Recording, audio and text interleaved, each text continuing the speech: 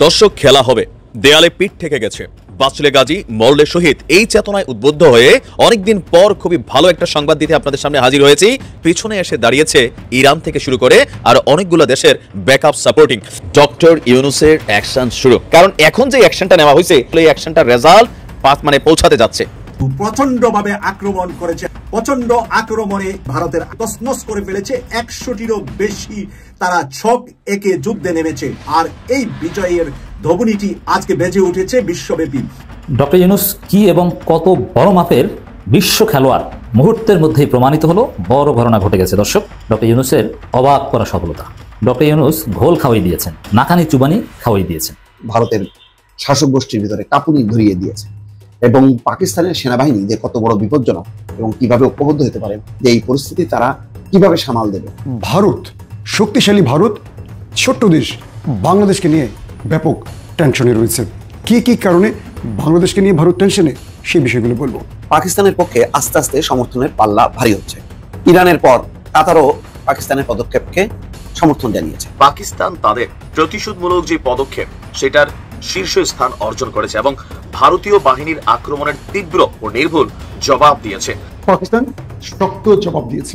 দু দেশের কি ক্ষয়ক্ষতি হলো, কি অর্জন করলো ভারত, কি পেল পাকিস্তান। এ কিং নয় কিন্তু কিংদেরও কিং। এই খালেদা জিয়া বাংলাদেশের কোনো রাজা বাদশা নয়, কিন্তু রাজা বাদশাদেরও বাদশা। আজকের সেটার প্রমাণ হচ্ছে খালেদা জিয়ার প্রতি মানুষের ভালোবাসা। খালেদা জিয়া কোনো দলের সম্পদ নয়। আসসালামু আলাইকুম প্রিয় দর্শক বন্ধুরা, নতুন একটা ভিডিওতে জানাচ্ছি আপনাদের স্বাগতম। এইমাত্র পাওয়া তাজা এবং গরম খবর।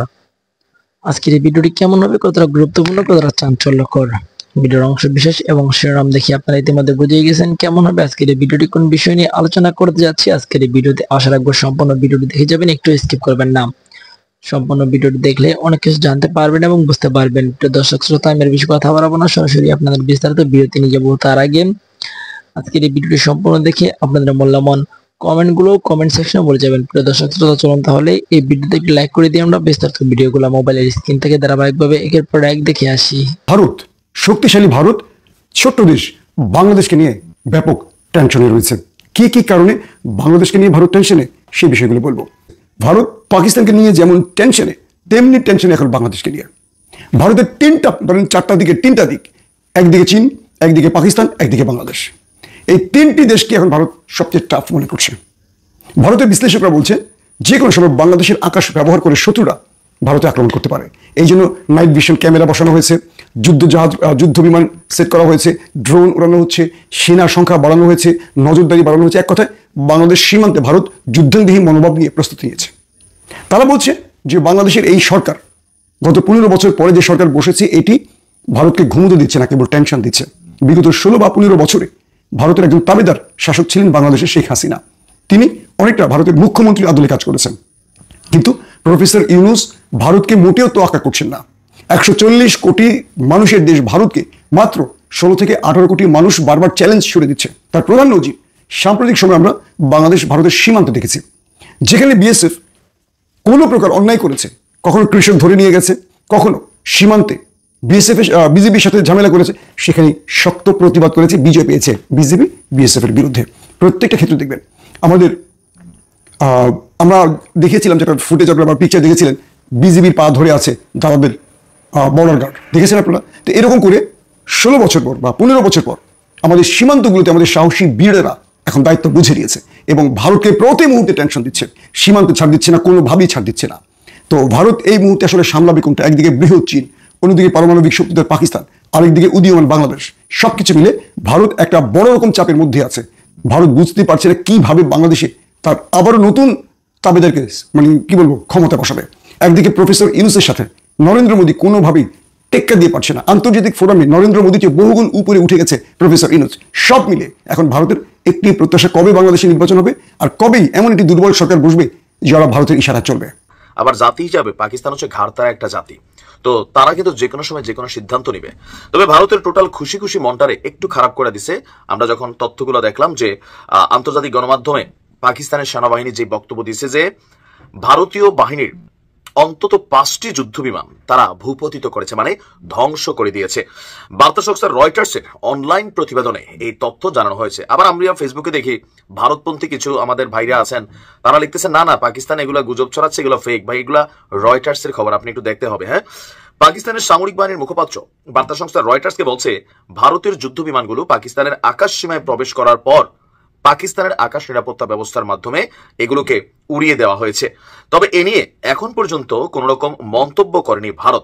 আমরা যখন সর্বশেষ নিউজ দিয়েছি 8 জন নিহত 35 জন আহতের খবর জানিয়েছে পাকিস্তানের মিডিয়া, আর যারা আহত হয়েছে তাদের চিকিৎসার জন্য সেখানে জরুরি পরিস্থিতি ঘোষণা করা হয়েছে।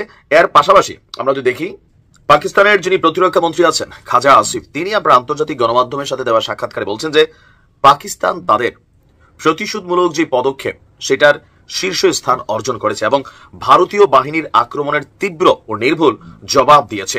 পাকিস্তানি সশস্ত্র বাহিনী দেশের সার্বভৌমত্ব এবং আঞ্চলিক অখণ্ডতা রক্ষার জন্য দৃঢ়ভাবে কাজ করছে। পাকিস্তানের নিরাপত্তা সূত্রের বরাতে বলা হয়েছে দুই দেশের মধ্যকার চরম উত্তেজনার মধ্যে ভারতীয় বিমান বাহিনীর প্রথমে 3টি যুদ্ধ বিমান এবং একটি ড্রোন পাকিস্তানের আকাশ সীমানায় প্রবেশ করে। সাথে সাথেই পাকিস্তানের যে কি বলা হয় যে এলাকার নাম হচ্ছে বাওয়াহাওয়ালপুরের আহমদপুর ইস্টের কাছাকাছি। আপনার ওইখানে সীমান্তে ভারতীয় অংশে একটি ভারতের অত্যাধুনিক প্রযুক্তি ফ্রান্স থেকে মাত্র কয়েকদিন আগে কিনছে রাফাল যে যুদ্ধ বিমান এবং একটি Su-30 যুদ্ধ বিমান ভূপাতিত করেছে। এদিকে ভারত নিয়ন্ত্রিত কাশ্মীরের পুলওয়ামা জেলার আওয়ান্তিপুরার দক্ষিণ পশ্চিমে ভারতের আরেকটি অত্যাধুনিক প্রযুক্তির রাফাল যুদ্ধ বিমানকে ভূপাতিত করা হয়েছে।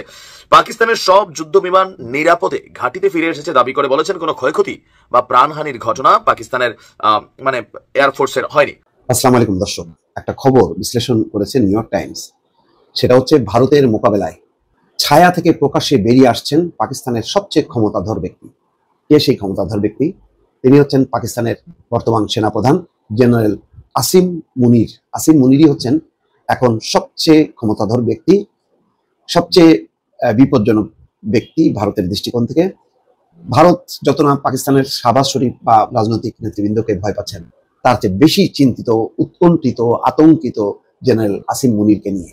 আসিম মুনিরের সেই কিছু কিছু বক্তব্য, তার কর্মকাণ্ড, তার তৎপরতা ইতিমধ্যে রীতিমতো ভারতের শাসক গোষ্ঠীর ভিতরে কাঁপুনি ধরিয়ে দিয়েছে।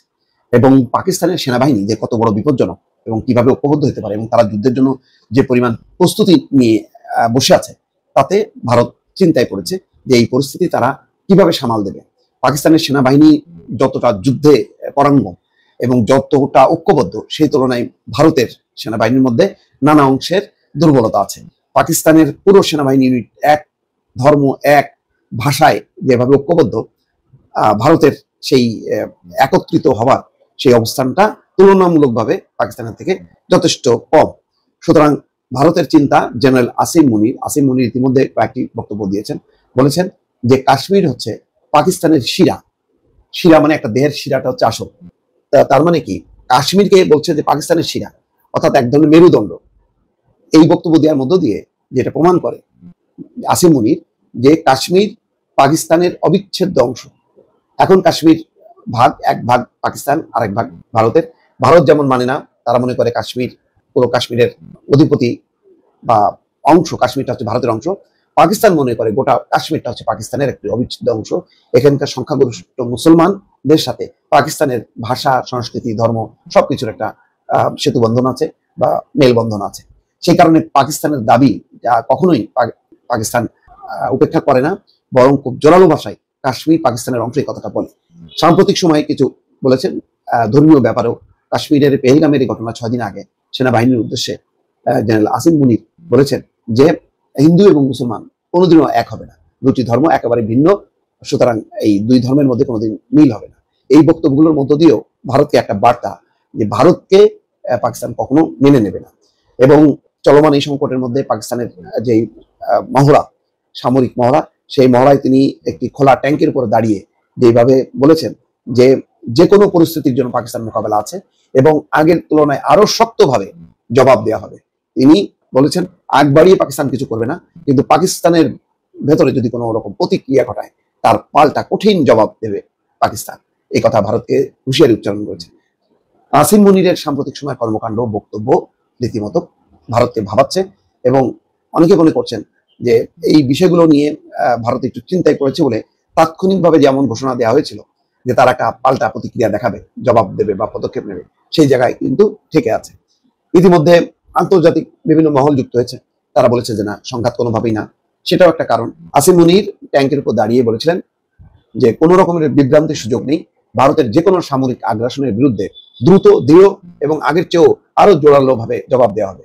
নিউ ইয়র্ক টাইমস বলছে এই বক্তব্যে তিনি স্পষ্ট করে ইঙ্গিত দিয়েছেন ভারতের যে কোনো হামলার বিরুদ্ধে পাকিস্তানের পাল্টা জবাবটা হবে সমানে সমান এবং আরো বেশি মাত্রায়। ভারত ও পাকিস্তানের জেনারেল মুনিরের বক্তব্যকে দেখা হচ্ছে তার শক্ত অবস্থান প্রকাশ এবং জনসমর্থন আদায়ের হিসাবে। এমন সময় তিনি জনসমর্থন পুনরুদ্ধার চেষ্টা করছেন যখন কিনা পাকিস্তান বছরের পর বছর ধরে চলা রাজনৈতিক বিভাজন এবং অর্থনৈতিক সংকটের জর্জরিত। এমনকি এসব সংকটের কারণে পাকিস্তানের সেনাবাহিনীর প্রতি দেশটির জনগণের দীর্ঘদিনের অটুট আনুগত্যে চির ধরেছে। পাকিস্তানের সেনাবাহিনী বহুদিন ধরে পদ্মার আড়াল থেকে দেশটির রাজনীতিকে নিয়ন্ত্রণ করছে। অনেকে মনে করছেন যে জেনারেল আসিম মুনির এই বক্তব্যের মধ্য দিয়ে সামনে চলে এসেছেন এবং রাজনীতির যে বিভাজন আছে, অর্থনৈতিক সংকট আছে, সেই অবস্থায় সেনাবাহিনীকে ঐক্যবদ্ধ করে তিনি হয়তো রাজনীতির মঞ্চে আবির্ভূত হতে পারেন।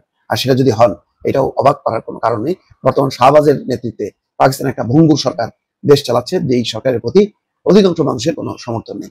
যার সমর্থন আছে, যার প্রতি, যেই ব্যক্তির প্রতি, যে দলটির প্রতি, সেই ইমরান খান এখন কারাবন্দী। তাকে কারাবন্দী রেখে পাকিস্তানে একটা দুর্বল শাসন চলছে, যেই শাসনকে আসলে মদত দিয়ে চলেছে পাকিস্তানের সেনাবাহিনী। ফলে পাকিস্তানের সেনাবাহিনী আড়ালে অপ্রকাশ্যে মদত দিত বা সমর্থন দিত। এখন আসিম মুনির এই ভারত পাকিস্তান সংকটের মধ্যে তিনি নিজেই সামনে আবির্ভূত হয়েছেন। ফলে এখন দেশের ভেতরে এবং আন্তর্জাতিক মহলে সবার দৃষ্টিতে আছে জেনারেল আসিম মুনির, যে তিনি কিভাবে এখন পুরো বিষয়টা সামাল দেন, তার দিকেই নজর পুরো বিশ্বের। এ কিং নয় কিন্তু কিংদেরও কিং। এই খালেদা জিয়া বাংলাদেশের কোনো রাজা বাদশা নয়, কিন্তু রাজা বাদশাদেরও বাদশা। আজকের সেটার প্রমাণ হচ্ছে খালেদা জিয়ার প্রতি মানুষের ভালোবাসা। খালেদা জিয়া কোনো দলের সম্পদ নয়, খালেদা জিয়া দেশের সম্পদ, ঐক্যের প্রতীক। আমি এটা এই জন্যই বলি, আমাদের দেশে কোনো রাজা বাদশাহী সিস্টেমের কোনো কিং প্রথা চালু নাই। কিছু মানুষ কিংদের চাইতেও অনেক বড় উচ্চতায় পৌঁছে যায়, তার মধ্যে একজন হচ্ছে দেশনেত্রী বেগম খালেদা জিয়া। আমি কেন বলছি এই কথা? কিছু মুরব্বী থাকতে হয় যারা দেশের ক্লান্তিকালে, মানুষের ক্লান্তিকালে অনৈক্যের মধ্যে ঐক্য সৃষ্টি করার জন্য ঐক্যের প্রতীক হিসাবে যারা ব্যবহৃত হবেন, তারা হচ্ছেন এইরকম বিভিন্ন গুণে গুণান্বিত ব্যক্তি। তার মধ্যে দেশনেত্রী বেগম খালেদা জিয়া অন্যতম। আজকের দেশনেত্রী বেগম খালেদা জিয়া যদি কাউকে ডাক দেয়, সেখানে বিএনপি, জামাত, চরমনাই, হেফাজত, ডান বাম, ছোট বড় প্রত্যেকেই তার সাথে বসতে রাজি, কথা বলতে রাজি, তাকে সম্মান জানাতে রাজি। শেখ হাসিনা পালিয়ে যায় আর রাজকীয় সম্মাননা নিয়ে বাংলাদেশে পদার্পণ করেন দেশনেত্রী বেগম খালেদা জিয়া। এটাই হচ্ছে একজন আপসহীন নেতা কিংবা নেত্রীর পুরস্কার। তারা যখন আপসহীন থাকে, দেশের জন্য লড়াই করে, কারো সাথে কোনো ধরনের ভিনদেশি কোনো তাবেদারদের খপ্পরে পড়ে না, দেশের মানুষের পক্ষে আমরণ লড়ে যায়, তাদের প্রতি জনগণের ভালোবাসা এভাবেই প্রকাশ পায়। দেশনেত্রী বেগম খালেদা জিয়া এখন একটি ইতিহাস। বাংলাদেশের রাজনীতিতে, সমাজনীতিতে, অর্থনীতিতে, বাংলাদেশের মানুষের দৈনন্দিন জীবনের ইতিহাসে খালেদা জিয়ার নাম লেখা থাকবে স্বর্ণাক্ষরে। আপসহীনতার একজন নেত্রী, জনতার মানদণ্ডে সর্বোচ্চ নীতিবান একজন নেত্রী, জনগণের ভালোবাসায় সর্বোচ্চ জনপ্রিয় একজন নেত্রীর নাম দেশনেত্রী বেগম খালেদা জিয়া। বাংলাদেশের সকল দল মত, বিভিন্ন মানুষের আলোচনা আছে, সমালোচনা আছে। আলোচনা সমালোচনার বাহিরে নেই স্বয়ং বাংলাদেশ জাতীয়তাবাদী দল। এ দলের বিরুদ্ধে শত শত অভিযোগ আছে, বিভিন্ন মানুষের বিভিন্ন কষ্ট আছে, আবার আনন্দ বেদনা সব মিশ্রিত একটি দল। কিন্তু একমাত্র দেশনেত্রী বেগম খালেদা জিয়া, যার জন্য বাংলাদেশের সকল দলের মানুষরা শ্রদ্ধা অবনীত চিত্তে তাকে সম্মান করে, তাকে ভালোবাসে, তাকে শুধু দেশপ্রেমিক হিসাবেই মূল্যায়ন করে। একজন দেশনেত্রী বেগম খালেদা জিয়ার এই ভালোবাসার অর্জনের পিছনের ইতিহাসটা এত সহজ নয়। দেশনেত্রী বেগম খালেদা জিয়া বাংলাদেশের স্বাধীনতার ঘোষক শহীদ রাষ্ট্রপতি জিয়া রহমানের সহধর্মিণী হিসাবেই শুধু যাত্রা শুরু করে আজ এই জনপ্রিয়তায় শীর্ষে অবস্থান করছেন না, বরং এই দেশনেত্রী বেগম খালেদা জিয়া একজন স্বাধীনতার ঘোষকের স্ত্রী, সাবেক সেনাপ্রধানের স্ত্রী, একজন সাবেক বাংলাদেশের রাষ্ট্রপ্রধানের স্ত্রী। পাশাপাশি এই খালেদা জিয়াই আবার জিয়াউর রহমানের মৃত্যুর পরবর্তী সময়ে বাংলাদেশের রাজপথ থেকে উঠে আসা একজন নারী নেত্রী, বাংলাদেশের প্রথম মহিলা প্রধানমন্ত্রী।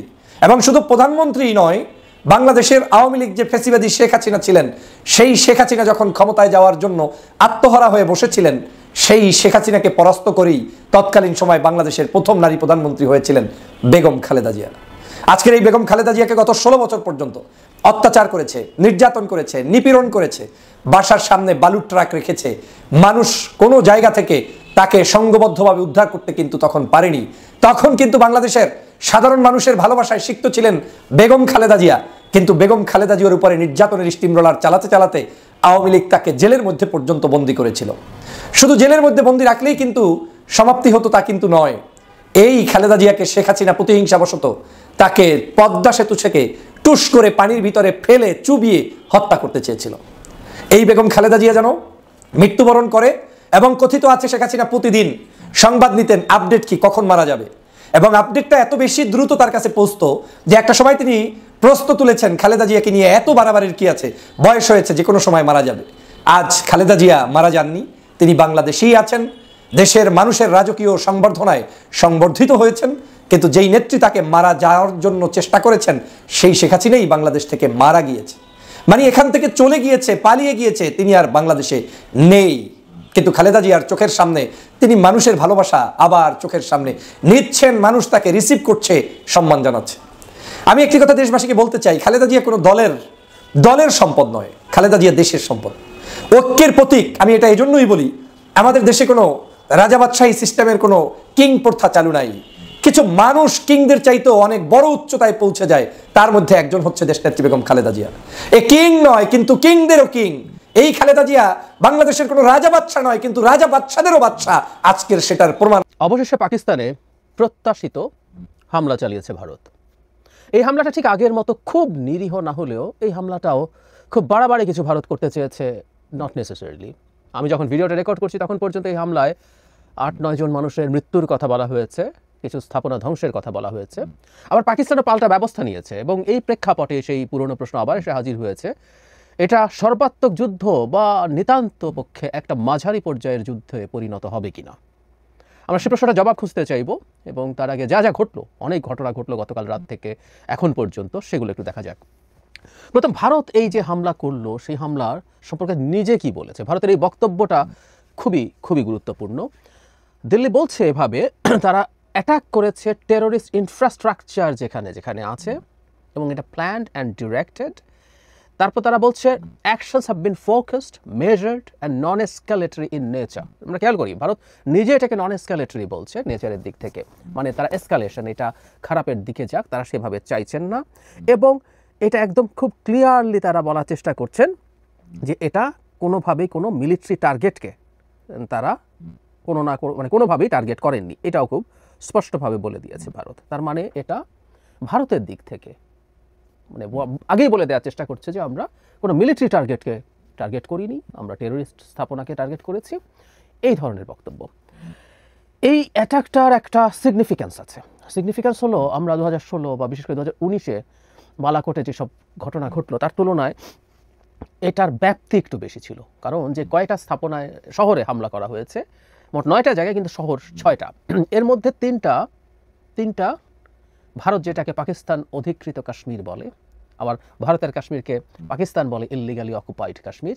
তো যাই হোক, পাকিস্তান অধিকৃত কাশ্মীর বা আজাদ কাশ্মীর যেটাকে আমরা বলি, সেটার 3টা শহর হচ্ছে ওখানে, আর 3টা কিন্তু পাঞ্জাবে। তার মানে ভারত এবার পাকিস্তানের আরও ভেতরে গিয়ে নন ডিসপিউটেড এরিয়ায় অ্যাটাক করেছে।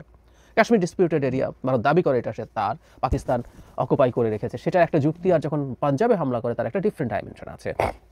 শুধু সেটা না, আরেকটা খুব গুরুত্বপূর্ণ বিষয় ঘটলো, সেটা হচ্ছে ভারতই বলছে এটা যে 71 সালের পর 3টা প্ল্যাটফর্ম থেকেই, নৌ, বিমান এবং স্থলভাগ থেকেই ভারত পাকিস্তানে হামলা করেছে।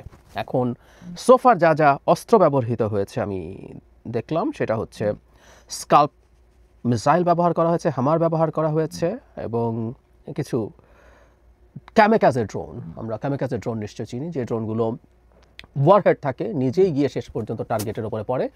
রাশিয়ার যুদ্ধের সময় আমরা এটা প্রচুর দেখেছি, রাশিয়া ল্যান্ডসেট নামের একটা ড্রোন ব্যবহার করে, ক্যামেকাজের ড্রোন ব্যবহার করে যথেষ্ট ক্ষতি সাধন করেছে ইউক্রেনের। সো এটা ব্যবহার করা হয়েছে। এর মধ্যে স্কাল্প যে মিসাইলটা, সেটা হচ্ছে ব্রিটেন আর ফ্রান্স তৈরি করেছে। ব্রিটেন এটাকে স্টর্ম শ্যাডো বলে, ফ্রান্স এটাকে স্কাল্প বলে। এটা এয়ার টু সারফেস মিসাইল, মানে এই ক্রুজ মিসাইল। আমি গতদিন বলেছিলাম সেটা হচ্ছে, এটা আসলে ছোটোখাটো একটা উড়োজাহাজের মতো। তো সেই ক্রুজ মিসাইলটা প্লেন থেকে, তার মানে এয়ার টু সারফেস, প্লেন থেকে এটাকে আসলে ডিপ্লয় করতে হয়, খুবই খুবই প্রিসিশন গাইডেড এবং হাই ভ্যালু টার্গেটের জন্য। আমি জানি না, এগুলো খুবই এক্সপেন্সিভ মিসাইল, ভারত খুব হাই ভ্যালু টার্গেট অ্যাচিভ করতে চায়নি, মানে ধরুন মিলিটারি কোনো সদর দপ্তর বা কোনো সাপ্লাই ডিপো বা অ্যামুনিশন ডিপো এরকম কিছু টার্গেট করে না, কিন্তু এই স্টর্ম শ্যাডো মানে স্কাল্প ব্যবহার করেছে, এটা একটা প্রশ্নের ব্যাপার। আমি ধারণা করি তারা রাফাল কিনেছে, এটার এফেক্টিভনেস তারা হয়তো বা পরীক্ষা করার চেষ্টা করছে, সে কারণে এটা ব্যবহার করেছে। এখন পাকিস্তানের দিক থেকে বলা হচ্ছে, আমি ডনে দেখলাম তারা 5টা ইন্ডিয়ান জেট ডাউন করেছে বলে বলছে। That's very interesting. এর মধ্যে 3টা রাফাল আছে, MiG-29 আছে, Su-30 আছে। মানে এবার ভারত অন্তত MiG-21 নিয়ে 19 সালের মতো পাকিস্তানকে অ্যাটাক করতে যায়নি। আচ্ছা, এখন যুদ্ধে যেটা হয়, মানে যুদ্ধ সম্পর্কে একটা কথা বলাই হয়, the first casualty in a war is the truth. যুদ্ধে প্রথম মারা যায় সত্য। কোনো পক্ষই আসলে সত্য কথা বলে না, প্রত্যেক পক্ষই তার পক্ষে এক্সাজারেট করার চেষ্টা করে। এটা এক ধরনের প্রোপাগান্ডা এবং এটা যুদ্ধের কৌশল হিসাবে এক ধরনের স্বীকৃতি। এটা সব ক্ষেত্রেই, মানে প্রত্যেক পক্ষ তার নিজের ক্ষয়ক্ষতি কমিয়ে বলে, অপর পক্ষের ক্ষয়ক্ষতি বাড়িয়ে বলে, এটাই নিয়ম। কিন্তু পাকিস্তান এটা বললেও রয়টার্সে আমি দেখলাম 3টা ফাইটার জেট যে ক্র্যাশ করেছে জম্মু অ্যান্ড কাশ্মীরের মধ্যে, এটা সেখানে স্বীকার করছে। মানে খুব লাইন অফ কন্ট্রোলের এই এরিয়াতে কাছাকাছি এই ঘটনা ঘটেছে। তার মানে আমরা যেহেতু জানি, মানে রাফাল আকাশে উড়েছিল, কারণ স্কাল্প মিসাইল ডিপ্লয় করার সময়, স্কাল্প মিসাইল পাকিস্তানে অ্যাটাক করার সময় রাফালকে আকাশে উঠতে হয়েছে এবং পাকিস্তান সেখানে তার ফাইটার দিয়ে অথবা তার এয়ার ডিফেন্স সিস্টেম দিয়ে সেগুলোকে টার্গেট করে থাকতে পারে, সেই সম্ভাবনা যথেষ্টই আছে। প্রিসিশন গাইডেড বম্ব ব্যবহার করা হয়েছে, যেগুলো MiG-29 বা Su-30 এগুলো ব্যবহার করার চেষ্টা করা হয়েছে, সেগুলো থেকে হয়েছে। তো এগুলো পাকিস্তান ডাউন করে থাকতে পারে। শুধু সেটা না, পাকিস্তান আরেকটা দাবি করেছে, যেটাকে আমরা খানিকটা এসকালেটরি মনে করতে পারি। সেটা হচ্ছে পাকিস্তান তারা লাইন অফ কন্ট্রোলের ওপারে ভারতীয় যে ব্রিগেড কমান্ড, সেখানে তারা হামলা করেছে বলে বলছে। যদি সেটা হয়ে থাকে, পাকিস্তান একটা মিলিটারি টার্গেট মানে অ্যাটাক করেছে, যেটা ভারত নিজে ক্লিয়ার নিজ থেকে করেছে যে সে মিলিটারি কোনো টার্গেটে কোনো হামলা করেনি। আর ভারতীয় কর্তৃপক্ষ বলছে পাকিস্তানের এই ধরনের আক্রমণ এবং পাকিস্তানের আর্টিলারি শেলে ভারতের নিয়ন্ত্রিত যে কাশ্মীর আছে, সেই কাশ্মীরে বেশ কিছু সিভিলিয়ানস মারা গেছে। এই হচ্ছে মোটামুটি এখন পর্যন্ত যা যা ঘটলো। আরও কিছু হয়তো সামনে আসতে পারে, আমরা তখন সেগুলো নিয়ে কথা বলবো।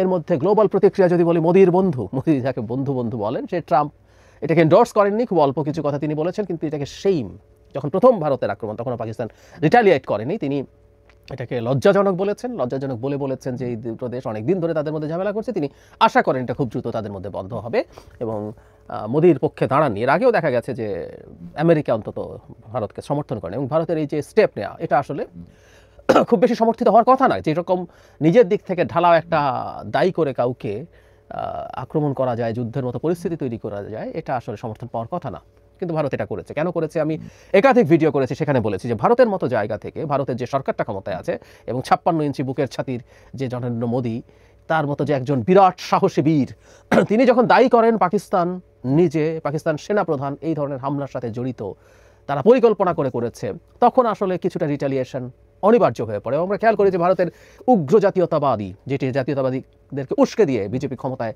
আসে এবং টিকে থাকার চেষ্টা করে, তাদের চ্যানেলগুলো এবং সাধারণ মানুষদের মধ্যেও পাকিস্তানে একটা আক্রমণ করতে হবে, মানে একটা যুদ্ধ বাঁধিয়ে দাও, এই চাপ ক্রমাগত বাড়ছিল। সুতরাং মোদিকে রেসপন্ড করতে হয়েছে এবং মোদিকে রেসপন্ড করতে এই কারণেই হয়েছে এবং মোদি একটা ক্যালকুলেটেড রেসপন্ড করেছেন, নিজে থেকে শুরুতেই শান্তির বার্তা দিয়েছেন, মিলিটারি টার্গেট করিনি, এটা নন এসকালেটরি, এভাবেই বলা হচ্ছে, তারা নিজেরাই বলছে এগুলো। এবং পাকিস্তানও কিছু পাল্টা আক্রমণ করেছে, পাকিস্তানেরও কিছু অ্যাচিভমেন্ট আছে, সেই অ্যাচিভমেন্টও পাকিস্তানের জন্য দরকার। আমি এই দুই দেশের মধ্যে কী হতে পারে আমি তুলনা দিচ্ছিলাম, আপনাদের নিশ্চয়ই মনে আছে আমার প্রথম বা দ্বিতীয় ভিডিও এই কাশ্মীর সংকট নিয়ে, সেখানে বলেছিলাম, সেখানে হলো ইরান এবং ইসরায়েলের রিসেন্ট যে তাদের মধ্যে যে এসকালেশন হয়েছিল, মানে ঘটনাটা ছিল এইরকম যে সিরিয়াতে ইরানের যে কনসুলেট আছে সেখানে ইসরায়েল হামলা করেছিল, রীতিমতো F-35 দিয়ে হামলা করে সেখানে থাকা IRGC, ওদের যে রেভলিউশনারি গার্ড কর্পস আছে, তার কয়েকজন জেনারেলকে হত্যা করে। IRGC তাদের সবচেয়ে এলিট বাহিনী, তার জেনারেলরা হত্যাকাণ্ডের শিকার হয়েছেন এবং যে কোনো দেশের কনসুলেট মানে হচ্ছে দূতাবাস বা এই ধরনের প্রতিষ্ঠান মানে হচ্ছে সেটা সেই দেশের সার্বভৌম অংশ। তার মানে ইসরায়েল ইরানকে অ্যাটাক করেছে, তো ইরানকে রিটালিয়েট করতে হতো। ইরান তখন ইসরায়েলের মানে মাটিতে হামলা করেছিল এবং সেই হামলা তারা খুব স্লো কিছু ক্রুজ মিসাইল এবং ড্রোন দিয়ে করেছিল, যেটা লঞ্চিংয়ের সাথে সাথে ইসরায়েল জেনে গেছে এবং তারা জানতো যে এটা 2 থেকে 2.5 ঘন্টা সময়ের মধ্যে এসে সে তার মাটিতে পড়বে এবং ইসরায়েল তার সেই বিখ্যাত এয়ার ডিফেন্স সিস্টেম নিয়ে বসেছিল। সেই এয়ার ডিফেন্স সিস্টেম আমরা জানি আয়রন ডোম, খুবই এফেক্টিভ, সেটা নিয়ে বসেছিল, প্রায় সবগুলোকেই ডাউন করেছিল, কিছু কিছু পড়েছে এবং ইরানও কোনো হাই ভ্যালু টার্গেটকে চুজ করেনি, এমন সব জায়গায় পড়েছে যেগুলো আসলে ইসরায়েল তেমন কোনো ক্ষয়ক্ষতি করেনি।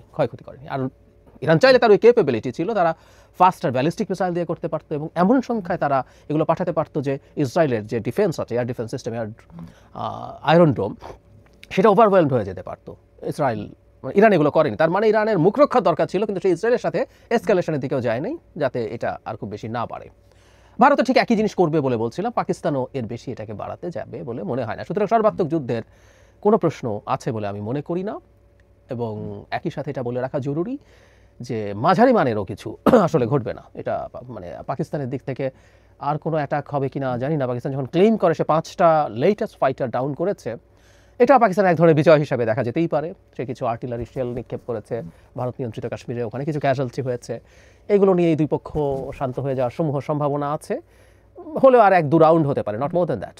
মানে এতে যে অ্যাচিভমেন্টের দরকার ছিল ভারতের, মোদির, আমি বহুবার বলেছি, মোদি আসলে চেয়েছে পাকিস্তানকে দায়ী করে, এবং কাশ্মীরে যে হামলাটা হয়েছে সেটা যে বেছে বেছে হিন্দু হত্যা করা হচ্ছে, এতে তার হিন্দুত্ববাদী পলিটিক্সটাকে আরও উস্কে দেওয়া গেল, এবং পরবর্তীতে ভারতে তো অনেকগুলো বিধানসভা নির্বাচন আছে, একটার পর একটা হতে থাকবে, সেটা সে মাইলেজ পাবে। এবং সে একজন শক্তিমান শাসক, পাকিস্তানকে শায়েস্তা করেছে, মানে চায়না তার ভূমি দখল করে আছে, অনেক বড় ভূমি, সেটার ব্যাপারে কিছু না করে অন্তত পাকিস্তানকে যদি কিছু না দেওয়া হয়, কিছু জবাব না দেওয়ার চেষ্টা হয়, এটা তো তার ইজ্জত থাকে না। তো সেটা হলো, তার বিরাট বীরের ভাবমূর্তি তৈরি হলো, এবং এই ধরনের সকল জাতীয়তাবাদী নেতাদের এই ধরনের সংকট তৈরি করতে হয় এবং সেখানে নিজের খানিকটা শক্তি দেখাতে হয়। একই সাথে পাকিস্তানে তো বলা হয়, নিউ ইয়র্ক টাইমসের একটা রিপোর্ট দেখলাম যে সংকটকে ঘিরে পেছনে থাকা, কিছুটা আড়ালে থাকা জেনারেল, মানে পাকিস্তানের সবচেয়ে পাওয়ারফুল ব্যক্তি তো সেনাপ্রধান জেনারেল আসিম মুনির সামনে এসে হাজির হয়েছেন। সুতরাং সরকারের জন্য খুব খারাপ কিছু হয়েছে তা না, তার চাইতে জরুরি কথা হচ্ছে সেনাপ্রধানও, তারা ডিফ্যাক্টো পাকিস্তানের শাসক বলা যায়, কিন্তু তিনি আরও প্রকাশিত হয়ে উঠলেন। তিনি চেয়েছেন জনগণের সামনে এসে থাকতে, এবং অত্যন্ত বীরের বেশে তিনি এসে হাজির হয়েছেন। সাম্প্রতিক সময়ে বহু ক্ষেত্রে সেনাবাহিনীর নানা সমালোচনার মধ্যে পড়ছিল, তার এফিসিয়েন্সি, তার সমস্যা নিয়ে, এসব নিয়ে। বালুচিস্তানে সেনাবাহিনী বারবার অ্যাটাক হচ্ছিল, মানে কাশ্মীরে যেমন ভারত অভিযোগ করে পাকিস্তান সেখানকার তাদের ভাষায় বিচ্ছিন্নতাবাদীদেরকে সাহায্য করে ভারতে হামলা করায়, ঠিক একইভাবে বালুচিস্তানে ভারত করে। সো এইসব কিছু সমস্যা সরিয়ে পাকিস্তান সরকার এবং সেনাবাহিনী প্রধানও আবার বেশ বীর হয়ে উঠতে পারলেন এই পাল্টা আক্রমণের মাধ্যমে। আমি ধারণা করি এখানেই এই ব্যাপারটা শেষ হবে। ঠিক এখানেই শেষ বলতে আমি এই রাউন্ডেই শেষ হচ্ছে তা না, আরও পাকিস্তান যদি এটাকে আরেকটু বাড়াতে চায়, ভারতও আরেকটু বাড়াতে পারে, এরকম 1-2-3 রাউন্ড আরও হতে পারে, হয়ে এই ঘটনাটা শেষ হবে। তবে আবারও বলছি, ভারত, শুরুর দিকে বলেছিলাম যে ভারত এবার একটু বেশি কিছু করেছে, এটা একটা আমরা মাথায় নোট করে রাখবো। 19 থেকে তার বৃদ্ধি, মানে 19 সে বালাকোটে গেছে, গিয়ে জাস্ট বিরান জায়গায় কয়েকটা বোমা টোমা ফেলে চলে এসছে, অত্যন্ত বাজে ফাইটার পাঠিয়েছে, ডেটেড ফ্লাইং কফিন বলে সেই MiG-21 তাকে পাঠিয়েছে। এবার ভারত 3টা প্ল্যাটফর্ম থেকে ভারতই দাবি করছে, তার মানে হচ্ছে এখানে আমি জানি না জাহাজ থেকে তারা কি করেছে, জাহাজ থেকে কোনো মিসাইল, মানে সারফেস কোনো মিসাইল পাঠিয়েছে আমি তো ওভাবে দেখিনি, যা দেখা যাচ্ছে সবাই প্লেন থেকে পাঠানোর কথা, যাই তারা দাবি করছে, জানি না ড্রোন সেখান থেকে গেছে কিনা, হোয়াট এভার ইট ইজ, তারা 3টা প্ল্যাটফর্ম থেকেই পাঠিয়েছে। এবং শুধু কাশ্মীরে না, তারা পাঞ্জাবেও আক্রমণ করিয়েছে। পাঞ্জাব পাকিস্তানের সবচেয়ে গুরুত্বপূর্ণ প্রভিন্স, এবং ভারতের রুলিং বা অন্যান্য এলিটদের মেজরিটি পাঞ্জাবের লোকজন।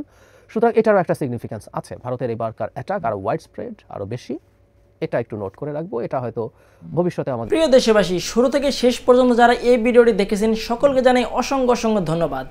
যারা এরকম নিউজ ভিডিও পেতে পছন্দ করেন তারা অবশ্যই এই চ্যানেলটি সাবস্ক্রাইব করে পাশে থাকা বেল আইকনটি বাজিয়ে দিবেন। যারা এখন এই ভিডিওটি শেয়ার করেননি, এই ভিডিওটি দ্রুত শেয়ার করে সকলকে দেখার সুযোগ করে দিন। আজকের মতন এই পর্যন্ত, দেখা হচ্ছে পরবর্তী কোনো ভিডিও নিয়ে ইনশাল্লাহ।